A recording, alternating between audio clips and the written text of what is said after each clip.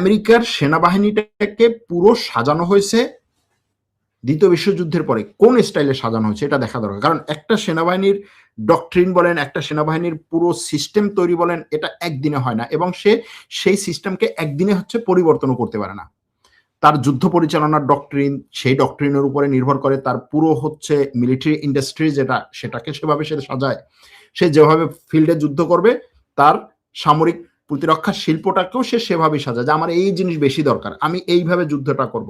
এক এক দেশের যুদ্ধ করার পলিসি, যুদ্ধ করার স্ট্র্যাটেজি এক এক রকম। এখন আমেরিকার যুদ্ধ করার স্ট্র্যাটেজিটা দ্বিতীয় বিশ্বযুদ্ধের পরে স্নায়ু যুদ্ধ সেটার উপরে নির্ভর করে, এবং আপনারা দেখবেন যে এই স্নায়ু যুদ্ধের উপরে ভিত্তি করেই কিন্তু সে সবকিছুকে সাজিয়েছে। আর স্নায়ু যুদ্ধটা কি? সেটা কে বেশি ক্ষমতাধর, আমি কত বেশি ক্ষমতাধর, আমি কত বেশি অন্যকে আমার প্রতিপক্ষকে মনস্তাত্ত্বিকভাবে দুর্বল করতে পারবো। সেটার জন্য সে পুরো মিলিটারি ইন্ডাস্ট্রি, সে তার পুরো ডিপ্লোম্যাসি, সে তার পুরো মিডিয়া, সে তার পুরো এই যে রিসার্চ সেন্টারগুলো, যারা পাবলিক জনমতকে কন্ট্রোল করে, এই পুরোটা ব্যবহার করে সে একটা ভাইব তৈরি করে যে আরে আমি তো এখানে সর্বা। এটা কিন্তু পুরো এই স্নায়ু যুদ্ধ দ্বিতীয় বিশ্বযুদ্ধের পর থেকে এখন পর্যন্ত এভাবেই চলছে, এবং এভাবে সে যেই জায়গায় যুদ্ধ করছে এভাবেই সে একটা মার কাট করে, যে যা বলে বলুক আমি জিতে গেছি, এরকম একটা ভাইব তৈরি করে। কিন্তু শেষে দেখা যায় যে তার এই মিলিটারি ইন্ডাস্ট্রির যে সিস্টেম এটা লস করে, ইরাকে, সিরিয়ায়, আফগানিস্তানে, সব জায়গায় এটা হয়েছে। এখন ইরানে এটা হবে কিনা সেটা দেখার জন্য আমরা কয়েকটা জায়গায় যাব। সেই কয়েকটা জায়গায় যাওয়ার আগে আমি গতকালকে একটা জিনিস বলেছিলাম যে ইরান যদি মধ্যপ্রাচ্যে যে লবণ পানি শোধন করে তারপরে সুপেয় পানি করার যে সমস্ত প্ল্যান্ট বা যে সমস্ত এই শোধনাগারগুলো আছে সেগুলোতে যদি আক্রমণ করে, তাহলে দেখা যাবে যে একটা নির্দিষ্ট সময়ের মধ্যেই সৌদি আরবের একটা বিশাল অংশ, সংযুক্ত আরব আমিরাতের, বাহরাইনের, কাতারের, কুয়েতের বিশাল অংশ পানি শূন্যতায় ভুগবে। গতকালকে কিছু খবরে দেখলাম যে ইরান 2-4টা আক্রমণ এরকম পানি শোধনাগারে করছে।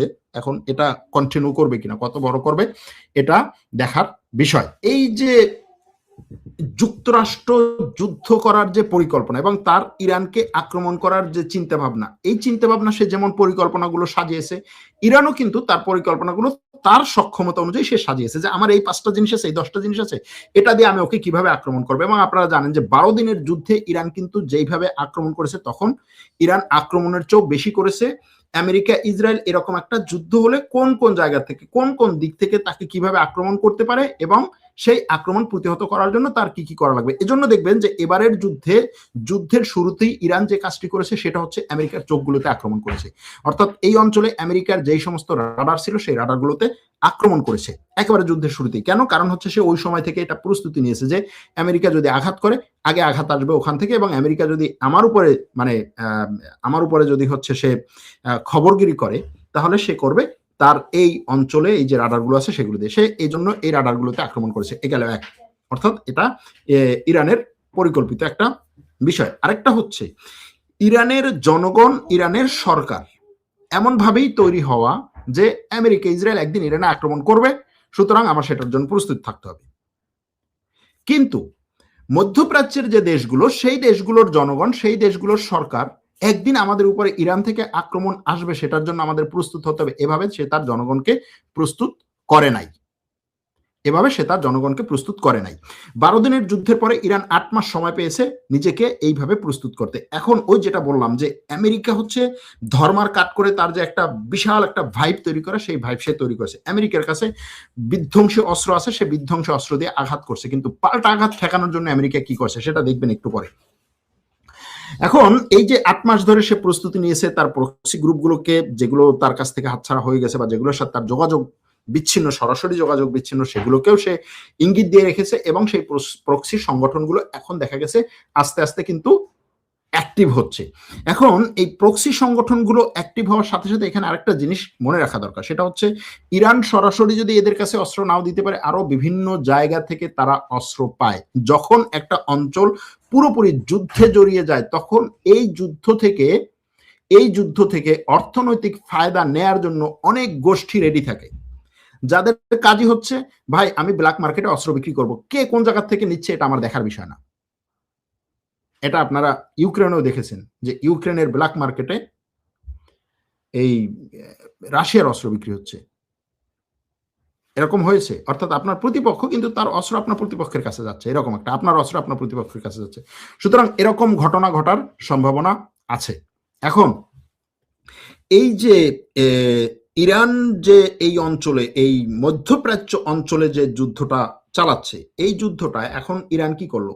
এই যুদ্ধটা শুধু মধ্যপ্রাচ্য অঞ্চলের বিরুদ্ধে একটা যুদ্ধ না, এটা বলা যায় যে পুরো বিশ্বের অর্থনীতির বিরুদ্ধে একটা যুদ্ধ। বিশ্ব অর্থনীতির বিরুদ্ধে যুদ্ধ কেমন? যেমন ইরান এই পারস্য অঞ্চলে যে দেশগুলো আছে সেই দেশগুলোর বিরুদ্ধে সে যখন আক্রমণটা চালালো, পারস্য অঞ্চলের দেশগুলোর বিরুদ্ধে আক্রমণ চালানো মানে হচ্ছে আমেরিকার অর্থনীতির বিরুদ্ধে আক্রমণ চালানো। কিভাবে দেখুন, পারস্য অঞ্চলে, এই পারস্য উপসাগরের অঞ্চলের যে দেশগুলো, গালফ কান্ট্রি যেটাকে বলি আমরা, সৌদি আরব, কাতার, কুয়েত, বাহরাইন, সংযুক্ত আরব আমিরাত, এরা তেল বিক্রি করে, তাই না?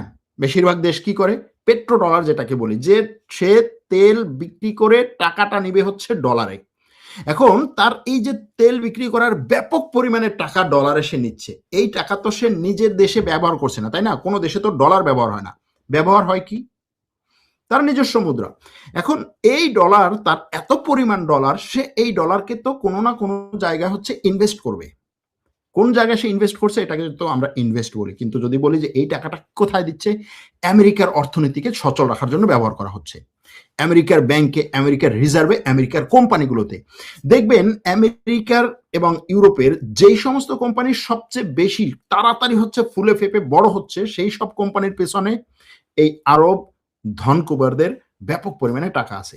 সেই কোম্পানিগুলোর একেবারে সামনে আসে কোনটা? এআই। আমেরিকার এআই ভিত্তিক যতগুলো কোম্পানি আছে প্রায় সবগুলোতে, সব বড় বড় কোম্পানিতে ব্যাপক পরিমাণে টাকা ঢালা হচ্ছে। এই টাকা যায় হচ্ছে এই মধ্যপ্রাচ্য থেকে। এখন এই মধ্যপ্রাচ্য থেকে যাওয়া টাকায় আমেরিকার কোম্পানিগুলো হচ্ছে উপরে উঠছে মধ্যপ্রাচ্য থেকে, এবং এই টাকাটা এরকম না যে আজকে আমি জাস্ট ইনভেস্ট করলাম এরপর থেকে চলতেছে না, এটা কন্টিনিউয়াসলি ফলো হচ্ছে, গ্যাসের মতো এবং তেলের মতো। তেল গ্যাস যেমন এখান থেকে বের হচ্ছে, এটা টাকাটা আবার ওখান থেকে এই কোম্পানিগুলোতে যাচ্ছে। এর মধ্যে আপনারা জানেন যে সংযুক্ত আরব আমিরাতে আমাজনের যে ডাটা সেন্টার ছিল, সেই ডাটা সেন্টারে আক্রমণ হয়েছে, এরকম খবর আসছে আমাজনের ডাটা সেন্টারে। তার মানে হচ্ছে যে এই টাকা দিয়ে তারা যে ইনভেস্ট করছে, সেই ইনভেস্টের একটা অংশ তারা নিজের দেশে এখন নিয়ে আসার চেষ্টা করছে, এটা হচ্ছে প্রমাণ। এখন এই ডাটা সেন্টারে আক্রমণ এবং এই অঞ্চলে হরমুজ প্রণালী বন্ধ করে দেওয়ার মাধ্যমে তাদের এই যে টাকার ফ্লোটাতে, অর্থাৎ পেট্রো ডলারটা যে কমে যাচ্ছে প্রত্যেক দিন হাজার হাজার মিলিয়ন মিলিয়ন ডলার, কাতার বলছে যে সে তার এলএনজি উৎপাদন বন্ধ করে দিয়েছে। মানে কাতারের মতো একটা দেশ যার পুরো অর্থনীতি হচ্ছে তার এই এলএনজির উপরে, সে বলছে এলএনজি উৎপাদন বন্ধ করে দিচ্ছে।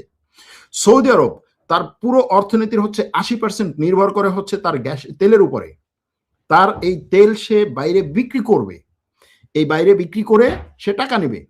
এটা যদি 1 মাস 2 মাস 3 মাস বন্ধ থাকে, সংযুক্ত আরব আমিরাতের তেলের একটা বড় অংশ হচ্ছে যায় এই হরমুজ প্রণালী দিয়ে। এই হরমুজ প্রণালী যদি দীর্ঘ সময় বন্ধ থাকে, মার্কিন প্রেসিডেন্ট যতই সে হচ্ছে মানে ভাইব উঠাক যে হরমুজ প্রণালী আমি উন্মুক্ত করে দেব, আমি হচ্ছে হরমুজ প্রণালীর যে যতগুলো হচ্ছে তেলের ট্যাঙ্কার আছে কান্দে করে নিয়ে যাব, বিষয়টা এত সহজ না। তো এই জিনিসটা যখন হবে তখন এই ডাটা সেন্টারগুলো এবং এআই ভিত্তিক যে পুরো আমেরিকান অর্থনীতি এখন এই এআই এবং ডাটা সেন্টারের উপরে যে বড় একটা নির্ভরশীলতা, সেখানে একটা ভাব মানে ধাক্কা লাগবে।